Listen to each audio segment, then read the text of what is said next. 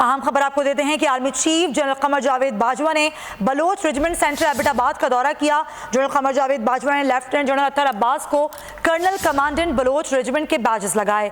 Army chief ने Bloch regiment के किरदार और कामयाबियों को सराहा। आपको एक बार फिर से आगाह करते हैं कि army chief general Qamar Javed Bajwa ने बलोच रेजिमेंट सेंटर एबटाबाद का दौरा किया है। अहमद मंसूर से मजीद जान लेते हैं। जी अहमद, आगाह कीजिएगा। देखिए, ये बलोच रेजिमेंट सेंटर एबटाबाद है, जहां पर नए कर्नल कमांडेंट की तैनाती के हवाले से तकरीब हुई है, उसे बैजेस लगाने के हवाले से।